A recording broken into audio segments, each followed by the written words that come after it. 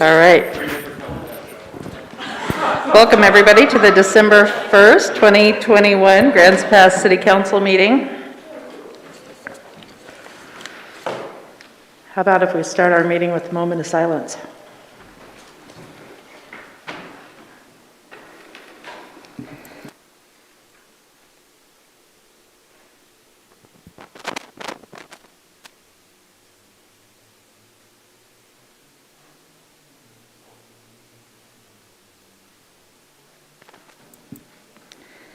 And please rise for the flag salute. I pledge allegiance to the flag of the United States of America and to the republic for which it stands, one nation, under God, indivisible, with liberty and justice for all.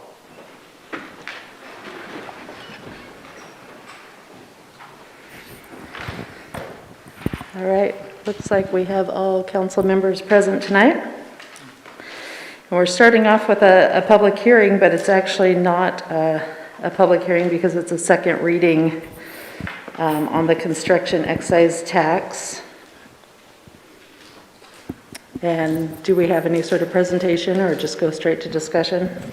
Yes, straight to discussion. Okay. Is there any discussion on this? Joel? So I was just going to... Hold on just a second, Joel. We're not allowing public comment tonight on this because it's a second reading tonight. So we already had the first reading, which was the opportunity for the public to comment, was 2 weeks ago. Go ahead, Joel. Okay. I just want to be transparent in why I'm voting no. And it's not because necessarily the construction industry, though it is cyclic. When I was economist for the U.S. government, Portland State would publish a quarterly or monthly summary of income by county. Josephine County at that time, when there were sawmills, received about 60% of the total income in Josephine County was from what they call transfer payments. Transfer payments are Social Security, welfare, retirements. So well over half of the county's income was in that era. Part of the reason we need low-income housing is because our incomes are low. And that's a problem. If we can raise our income level, then it really will help out that problem tremendously. One of the things that my kids have done, one's a mechanical engineer, one's a civil engineer, one has a graduate degree in MBA. They all moved to Portland. Why? Because that's where the jobs were. One has their house paid off. I didn't help them at all. One of the things I think we have when we have a poor county like ourselves, relatively speaking, and then the government gets into the business of subsidizing housing, how much money is that going to take to make a difference? And it's a lot. So I would like to put the energy into attracting higher income jobs and not having Josephine County having 50 to 60% of its income from transfer payments. Because as long as we have that be the case, I think we're going to find ourselves in this position, regardless of what we do.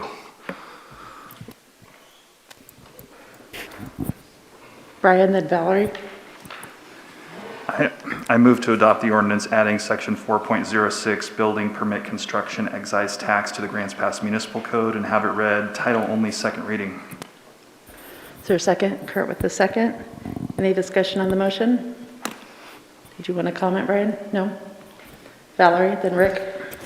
Yeah, I'm just going to vote no as well. And so in doing that, I think that I am all for and the need for housing in this community. I just want to go back and say that in 2018, we had several full forums with the Community Economic Development Council, at which time they decided that the CET or construction excess tax was not something in our community that would help the situation. And the reason is that what it does is, especially with the $50,000 starting costs. It increases the cost of the very housing that will bring us out of this affordable housing crisis. Number one, the cost of ADU, which is one of the ways smaller houses put in people that people can afford, just went up because there's on a $100,000, it's going to be a $500 tax paid up front before anything's built.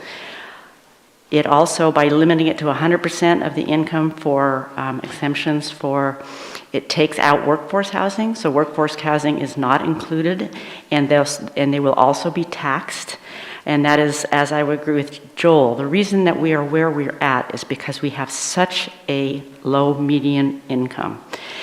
It's hard to compare us to our median income in our county is, I've got it right here, 47,000, or I think it's at least less than that, 44,000.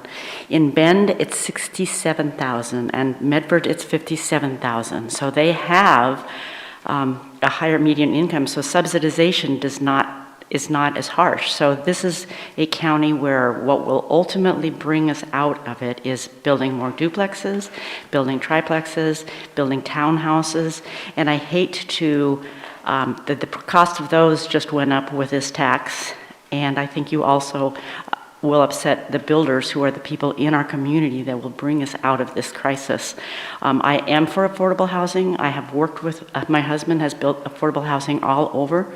I will tell you that it's expensive. Cathedral Square, which will be built in this coming couple years here in Grants Pass, $19 million is what it cost of that of that apartment house over there. On top of that, each unit is $340,000.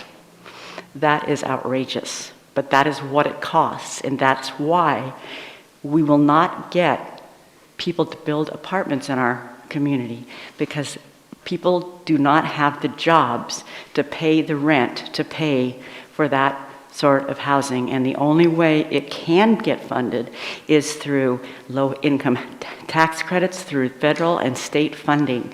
So I just know that in our community, with that low median income, that you can't finance apartments. So it worries me that we're shutting down that which will bring more housing into our community. So for that reason, I mean, I personally think it would be fairer to initiate a meals tax that is spread out over everybody, as opposed to just going out after the people building houses, because it's the people building houses that are going to be the people that will help us get beyond where we are. Rick? This afternoon, I and Curtis met with Gail Atkins and Bill Lovelace, and I felt it was a very informative meeting. It was very cordial and so forth. But I'm still open to amendments in the future if the council wishes to pursue that direction. But I feel additional resources are appropriate to encourage housing, and I believe moving forward in this direction tonight with an approval is endorsing housing. Thank you. Joel? I had just two more points, and I didn't expect it to change anybody's vote, but what I say is going to be true. We were a small business. Oregon implemented a 1% tax on the gross. It's already there. Okay, so it applies already to our construction industry, and it applies to our medical office. In our case, it came off our net profit, which would be about a 10% tax on our net profit, which would increase our income tax about 25%. In addition, there was another tax. It was a transportation tax put on all businesses by the state. That was 0.5% on all wages. So every quarter when I paid, or every month when I paid our monthly taxes, Social Security, Medicare, all those kind of things, that was about 40% of the what the employee got their paycheck. We would have an additional 0.5% added on for transportation, and most of that went to the metro area up there in Portland for their trains. And so what you have is a state that is very willing to increase taxation without any votes that is already occurring. And this is just one more step along the way. I wouldn't be surprised if next year you have a real estate tax by the federal government, because everybody is looking for additional revenue sources.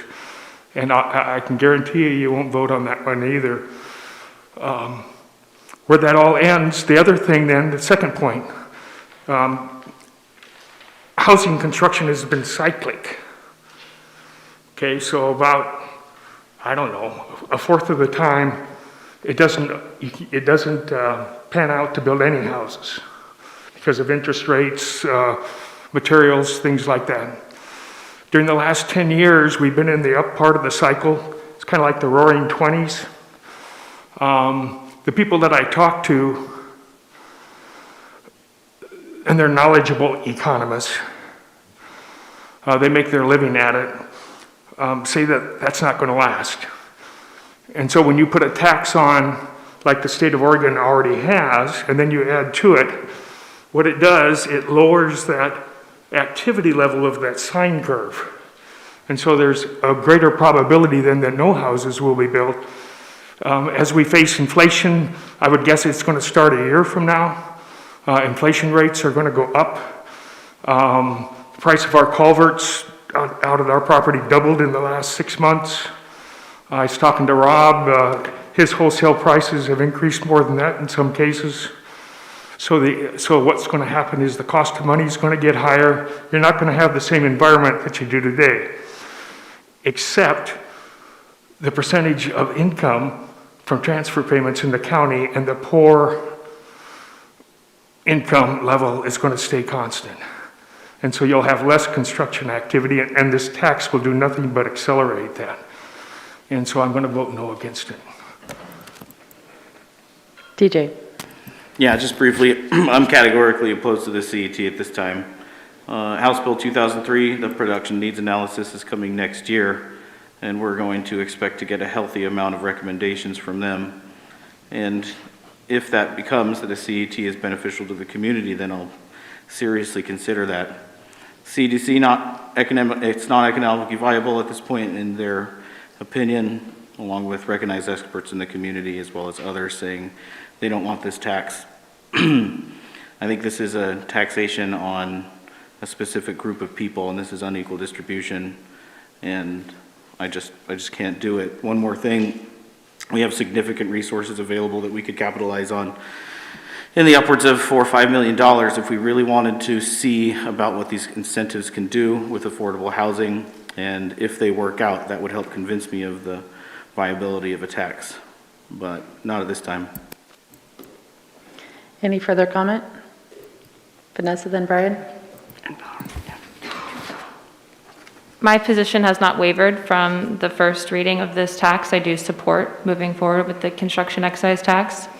We've heard a couple of times that the issue is that we need to raise income in this community, and I believe that is growing to the point of it being an obfuscation of duty of council members. That's not something the city council has any control over. We cannot raise wages in this community, but we can have an effect on incentivizing the type of housing that our community needs. And it's very important to understand that the housing crisis and the lack of industries coming here are inextricably linked. I've heard Bend mentioned twice this evening. I'd like to remind council that the city of Bend does have a construction excise tax.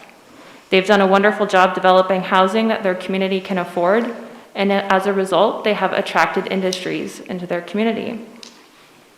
We've heard from the development community that this is likely going to be a pass-through tax to homeowners, amounting to less than $15 a month with interest to the average first-time home buyer in our community based on the average housing price. And then the funds that are raised are going to be going back to the development community. So predominantly this is a benefit to developers, so that when they do come to us, and with the way that the 50-30 categories are currently laid out, they're extremely flexible so that developers can come to us and say, these are the barriers that we're experiencing, and the city is willing to work with them on that flexibility in a public-private partnership I spoke to a gentleman on the phone today, and he had explained a personal lived experience with housing in his community that I found to be very profound. He stated that him and his partner, on average, make $7,000 a month, and they still had a difficult time finding somewhere to live. So I think that really breaks down the idea that we have that there's only one demographic in this community that has a difficult time finding housing. It's truly everyone in this community is having a hard time finding housing. And that comes into the variety types of housing that we need to be developing. Not only ADUs, but also quadplexes and cottages and so forth. So I do believe that this is a step in the right direction. I would like to remind the council that it does have a sunset clause. So if in the event that we do find it is unsuccessful, it will cease to exist on its own without further action from the council. With all that being said, I do support moving forward. Thank you. Brian, then Valerie? Okay. Okay, I didn't know you said Brian and then Valerie, right? So, yes, I was waiting for Brian to speak, and everybody's looking at me, so go ahead, Okay, Brian. I'll go ahead, thanks. I don't know if I can say it better than Vanessa just said, but, and I'll keep it brief because I'm going to hit on a lot of the same points, but we have no ability to raise the median income in this community. That's up to business owners. We have an ability to help influence what kind of housing is built with the CET. So, you know, I think that's kind of a false argument. It's not in our wheelhouse to increase median income. That's up to business owners. And as far as apartments go, I mean, if you look at the housing that's been built in the last 10 years, there's maybe zero, but it's a very, very, very small percentage of apartments, if any, that have been built. So, you know, we have to do something to incentivize something being built besides single-family homes. If we don't, it's just going to keep going the same way. So we have to do something. The Housing Advisory Committee has been recommending this for years. I've already addressed the CEDC's points against it, so I won't go through that again. But yeah, I think this is a good choice, and I think it's going to make a difference as we implement it over the coming years. And I did get a lot of emails, and I did get a lot of phone calls about this over the last week. And I just wanted to say very quickly that it's called a construction excise tax, but to be clear, this money, we're not keeping this money. This money is getting rolled right back into developers. This is coming from the development community, and it's going right back out to the development community. So this is not something we're putting in the general fund and padding our, you know, city's pockets with. This is something that's going back to the development community to incentivize the kind of housing that we need. Thank you. Thank you. Real quick, Valerie, before you go, I just wanted to remind everyone in the room that we do still have an indoor mask requirement in the state, and if you don't have a mask with you, there are some at the table in the back of the room. Thank you. Go ahead, Valerie. Yes, I was just going to say that I do know that there's an issue, and I would agree that incentivizing is a great thing. But I do know that we have made some movements to do that. We have over $600,000 currently in our SDC fund that we have taken and done a pay report and took all the property that we felt was available to sell and have sold that and have put money away. We also just got the state said that now any lot can be used for, that is a single family, can be used for duplexes, triplexes. So there are some things that are happening, and I just hesitate to rush ahead. I also know we have this ARPA funding, and personally, that is where I would like to see a good portion of it going, is to do the same thing. So I think that we have things that are happening. I think if you take a look in this packet alone, there are over 70 some lots that became available in the last month for building, and we have, you know, so it's happening. There is building going on. There are more lots that are becoming available. The problem that I think most of our builders will tell you is a lack of land, and that's been our problem. We don't have flat, open areas to build a lot of things, and so that's why ADUs will be important, and I really do feel we have been moving in that direction. I just don't believe at this time with the money we have from ARPA and with the other things that have been laid out, that we need to jump in and do a tax. Is there further discussion on the motion? All right, Brian. Yeah, I'm sorry, I just had one other quick thing, and this is more of a question for Mark, I think. So there's this guide for public officials that's put out by the Oregon Government Ethics Commission, and on page 11 it talks about conflicts of interest, and it says basically if a public official is met with a conflict of interest when participating in an official action which would or could result in financial benefit or detriment to the public official, that they should state so and potentially abstain from the vote. So I know that we have a council member that Councilor Fazier is a home builder, and I know that this may apply to him, so I just wanted to see what your opinion would be on that. Well, at most, that would be what's listed in there is a potential conflict of interest. So in the instance of a potential conflict of interest, then it's up to the government official to make up their own mind as to whether or not they want to sit in judgment on the matter in question. But they should declare the conflict and state whether or not they're going to continue to vote. Thank you. Yeah, this isn't the first time this has come up. I'm not going to recuse myself. There is no conflict of interest, and furthermore, I represent a class of people, and that's the building community, and therefore I'll be staying in.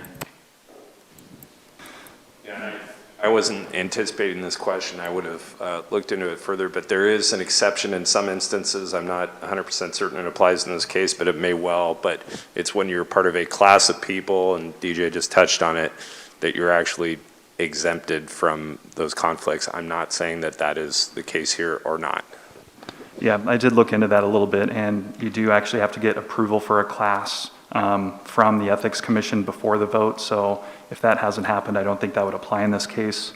And also, between the potential conflict of interest and the actual conflict of interest, those are both spelled out in here, and if you declare a potential conflict of interest, you are still able to participate in the vote. You were just declaring that there's a potential conflict of interest. So there's two different levels to it, so I just wanted to make that clear. Thank you. All right, so Brian made the motion to approve the second reading of the ordinance by title only. Brian, how do you vote? Yes. Kurt? Yes. Valerie? No? Rick? Yes. Joel? No. PJ? Nope. Vanessa? Yes. And Rob? Yes. Motion passes 5-3. An ordinance of the Council of the City of Grants Pass adding section 4.06 Building Permit Construction Excise Tax to the Grants Pass Municipal Code as amended. Thank you. Next up on the agenda is the appointment of a candidate to the Urban Area Planning Commission. And we had 3 candidates originally, but one pulled the application. We did interviews for this on Monday, I'm sure you all recall. You should have a bright yellow sheet in front of you. If you could please sign the form and circle your preference and pass those down to me. I will read them in just a moment here.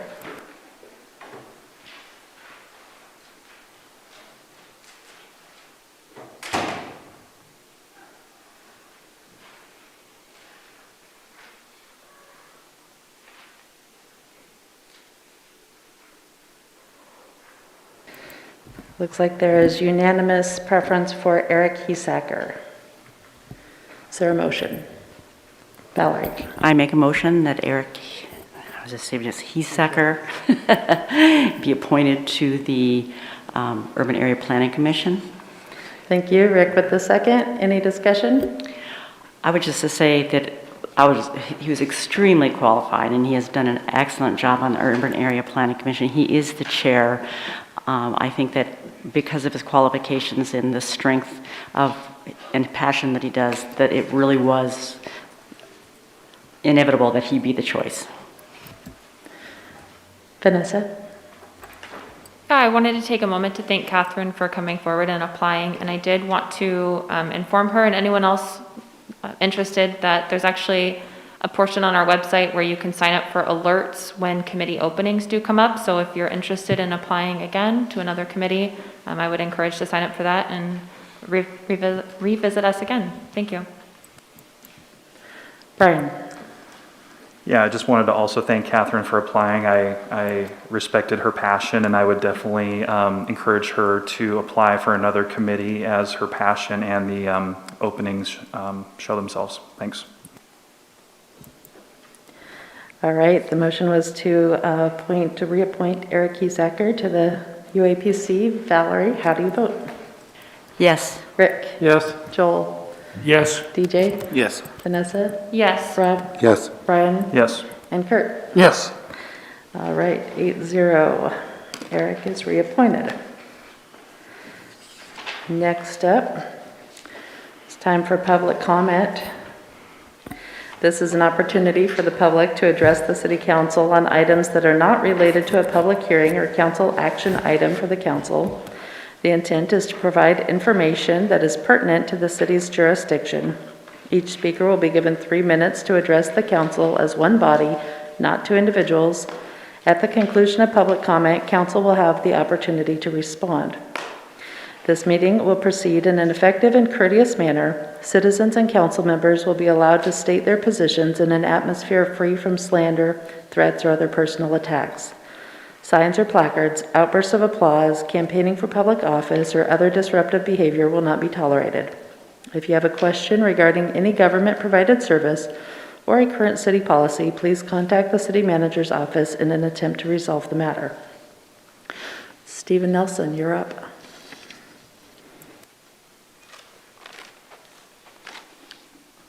Can I take my mask off? Yes, you may take it off while you're speaking. Thank you. Also, make sure that the light on the base of the mic is on. Okay. Thank you for allowing me to speak. I would rather not speak again about the amended demolition ordinance, but city officials have not given an indication of future enforcement of the law. This is an important ordinance for the protection of neighborhoods and the prevention of illegal projects which could cause localized air quality and health concerns. If all developers and contractors would be like the man, Brady Adams, who followed the letter of the law and truly cared about this community, then I would not need to be standing here. But some developers are narcissistic and driven by greed, and they could carelessly be illegal if allowed to do so by city officials. When the demolition of the Southern Oregon hospital structure was in progress, I went there to see the project. Water hoses were laid across the site and the ground was wet. I was told by a neighbor nearby that workers mitigated the dust. You see, enforcement is effective. But also, I saw the recent Travis Boersma Robco demolition project near the fairgrounds without any dust mitigation in full view of the public. Why did city officials stop enforcing the law? I thought maybe COVID had something to do with this. But there was not COVID prior to the council amending the ordinance, and I was seeing illegal projects back then. Maybe city officials don't want to ruffle developer feathers regarding the temporary air quality issues of demolition, and so you choose to look the other way. But frankly, I could not care less about any objections which developers or contractors might have, for they need to be legal and safe. Enforcement is effective, but partiality, favoritism, and apathy stops enforcement in its tracks. This evening, I want the public to know if city officials intend to enforce the demolition ordinance fairly and consistently? Yes or no? Thank you. Thank you. Next up is Rika Brown.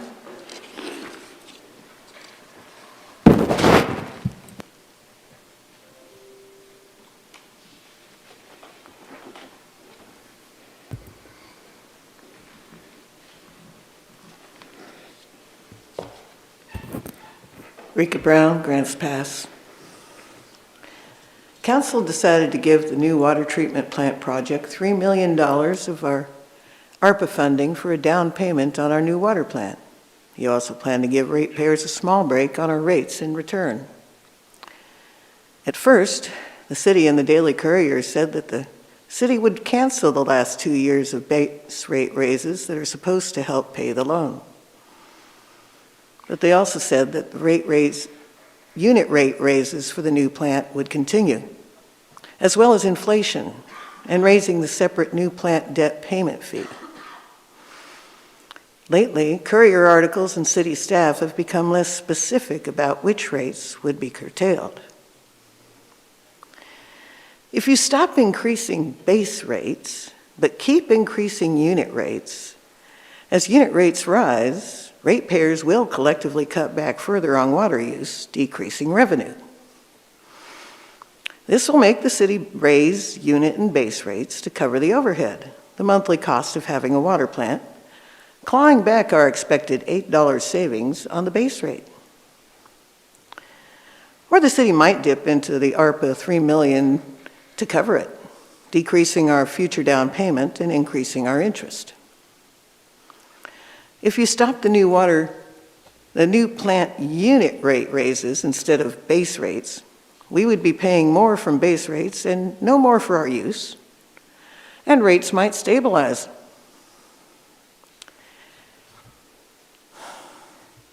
When you passed the new plant payment fee, we were told that it would not rise by inflation and would go away when the debt was paid. We were not told then that the fee would not cover the whole loan. 22% of $80 million is being put on our base and unit rates, increasing by 5.28% plus inflation yearly for 5 years, will never go away and will rise by inflation every year until this rationing rate system is reformed. You, our council, can set base rates to cover all overhead, debt payments, operations, administration, maintenance, and actual inflation of plant costs. You can lower all unit rates to one rate, paying for only unit costs, which rise and fall with our water use. This was the way we paid for our plant and the cost of producing and delivering clean water with it for over 50 years. Grants Pass was watered, rates were low and stable. To return to that rate system would be a real and permanent improvement in our health, wealth, safety, and happiness. Thank you. Thank you. Matthew Eldridge. Good evening, Council. I want to first say I acknowledge our police officer here and what I am speaking about tonight. I would like to see our council propose maybe from November to March that we have our SUVs for the police force patrolling, and then have a summer/spring fleet of vehicles that could be sustainable. Just like we discussed about what other options can we do other than this construction excise tax to help things. This is by no means any indictment against the police department. I'm a concerned father against crime member. CFAC is great. Our police department is great. But we have an opportunity to be fiscally responsible. First, let me acknowledge my wife has a Jeep. That's her ride. We don't have the financial capabilities in my home to have a separate, driver car from when we're going around and about versus just in the city. But as taxpayers, we are paying money into this city. And I think it would be better to have a sustainable fleet of vehicles that could run year-round and then have those vehicles that are necessary. Somebody might say, well, what about the sheriff's office? Well, obviously they have farther distance to go. They have different roads to be. So going forward, I'd like to see this council propose to whoever needs to hear the proposal that we should have a sustainable police force that also has vehicles that match, the need. Seeing SUVs continuously during time of the year that an SUV is not necessary for a police force is only putting unnecessary miles on those vehicles that could be used when more necessary. So again, this is not any indictment against our police department. This is not saying that we should have, any attack on what our police force is doing. Rather, we should start thinking, what can we do fiscally conservative as a council, as a city, to say the budget matters and start looking in these other places. So I want to also say what I saw tonight was commendable on behalf of our council. Disagreement, but friendliness. As a citizen of this community, as one who wrote you guys last night, as one who is listening, I feel that my boys have a better Grants Pass ahead of them. So on behalf of my family, thank you for what I saw tonight. Thank you. I don't see anyone else here to speak, so council, did you have any follow-up comments? Brian? Thank you. Just real quick to address what Matthew said. I think that regarding the vehicles for the police department, I think you make a good point, and I think even bigger picture, we should look at all the vehicles that the city uses. And we just recently voted to form a sustainability committee or task force at the city that's going to be forming here soon, and I think that would be an excellent topic for them to take up. So I will recommend that to them once they're formed. Thank you. Joel? The other thing is that I think membership is still open for that task force. So if you're interested in applying, you're sure welcome to apply to that task force. Sorry, it's not a back and forth, but you're welcome to contact the council members afterwards. You do really just get the 3 minutes and then they can say something, but you don't get to speak again. Oh, okay. Sorry. Anybody else? All right. Karen, emails.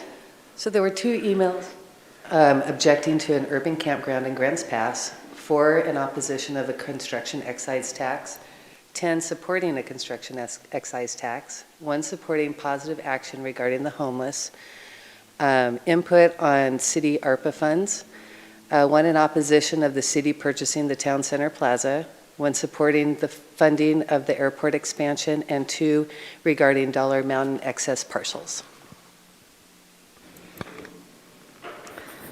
All right.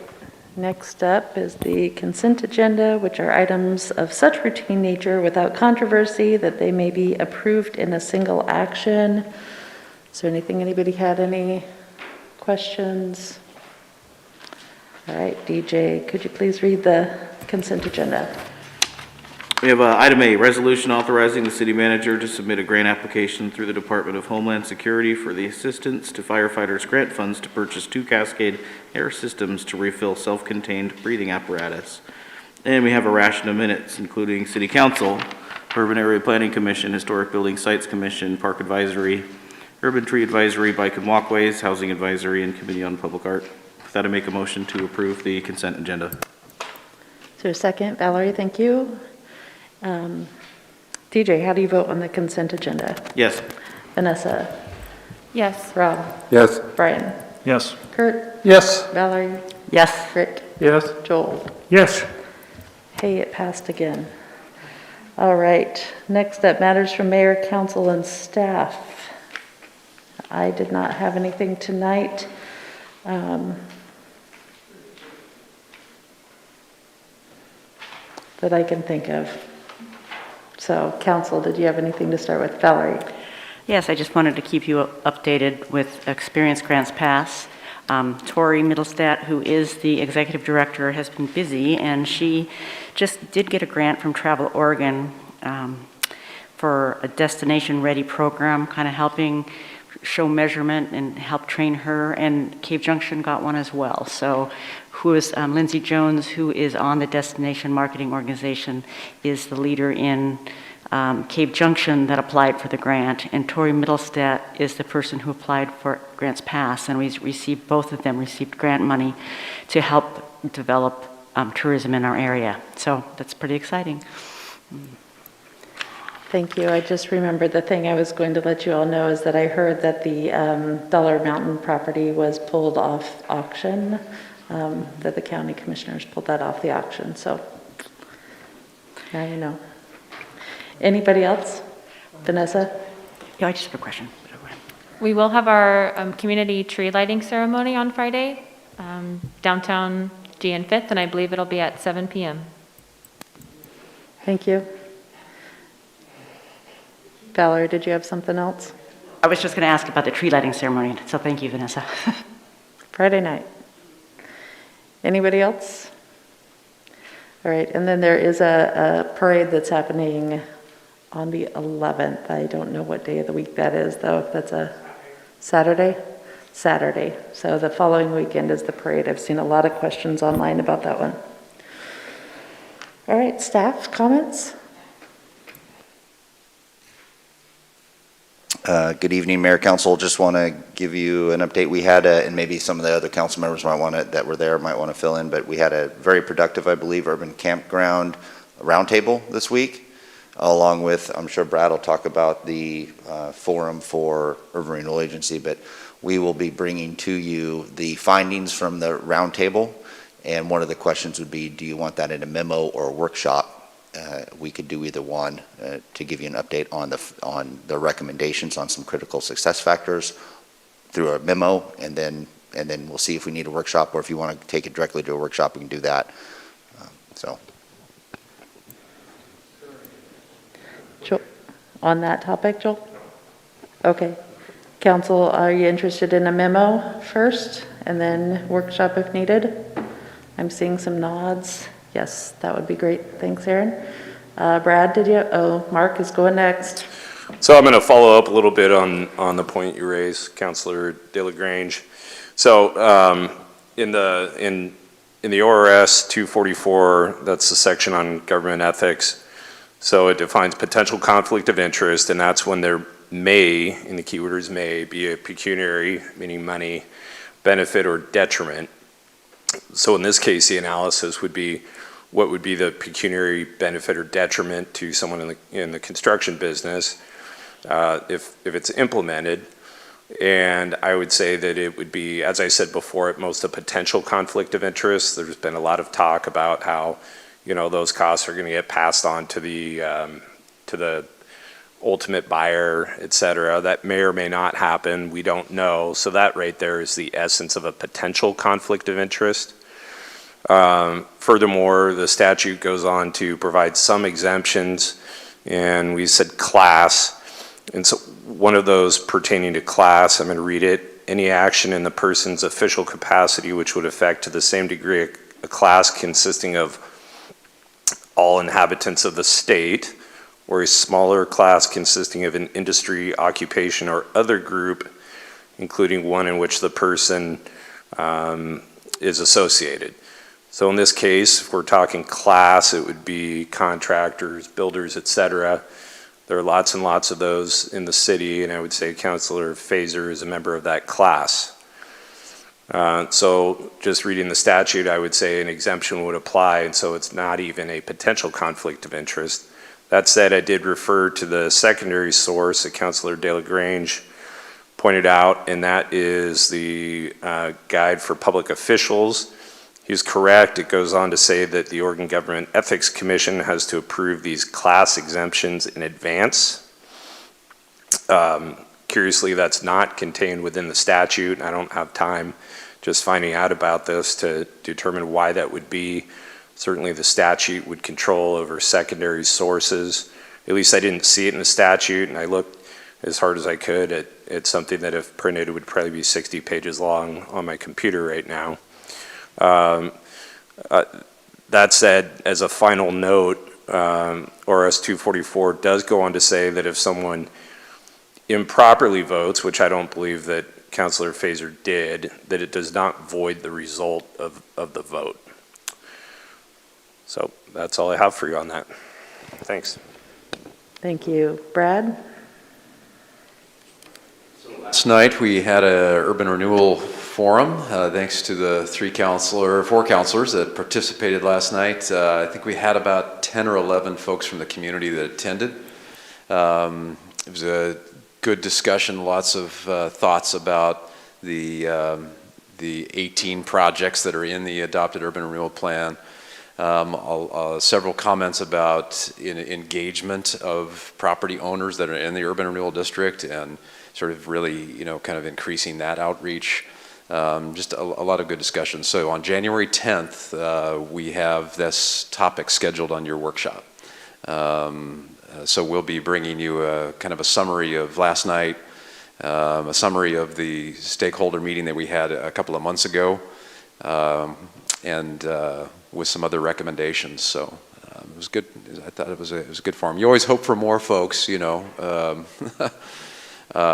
but we will engage, I think, through direct mailing all those that own property in the urban renewal district to make sure that they are aware of some of the benefits that the district can offer. So I think that's all I had.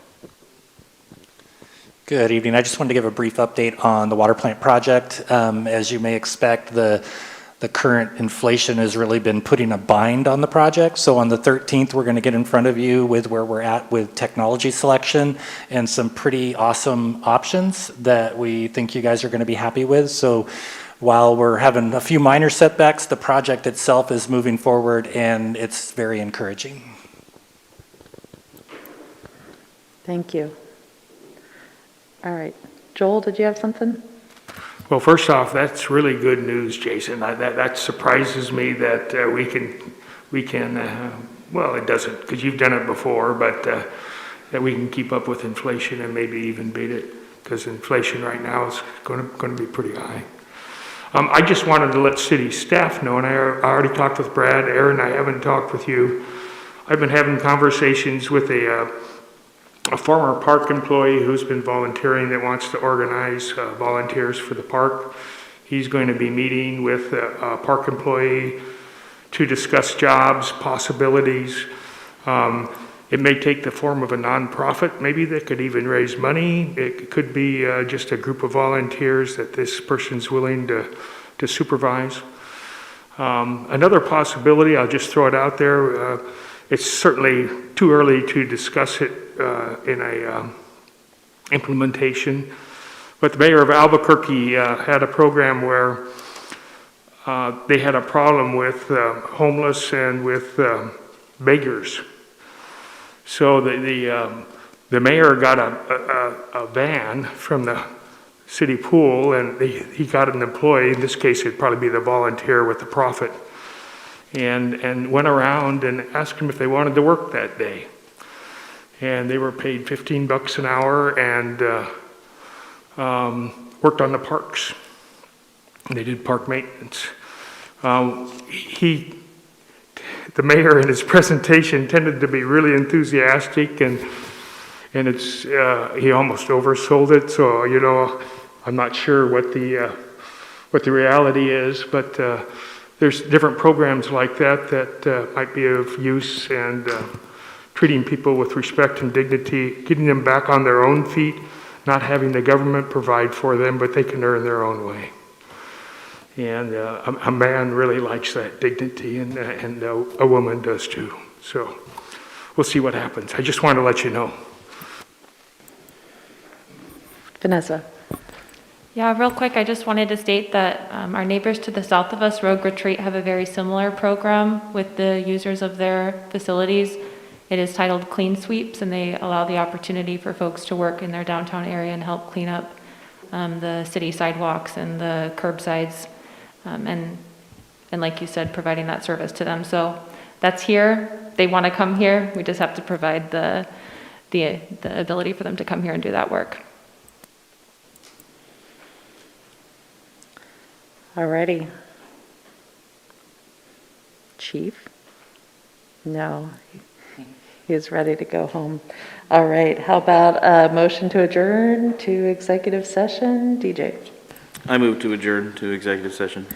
Is there a second? Vanessa, thank you. All in favor of adjourning to executive session? Aye. All right, any opposed? The council will now meet in executive session for the purpose of discussing those subjects previously noticed for this executive session, which is a performance evaluation of public officers. This executive session is held pursuant to ORS 192.660, and more specifically under the subsections of that statute which have been publicly noticed for this meeting. Representatives of the news media and designated staff shall be allowed to attend the executive session. All other members of the audience are asked to leave the room. Representatives of the news media are specifically asked not to report on any of the deliberations during the executive session, except to state the general subject of the session as previously announced. No decision will be made in executive session, and at the end of executive session tonight, we are not expected to return to open session. We'll reconvene next Monday.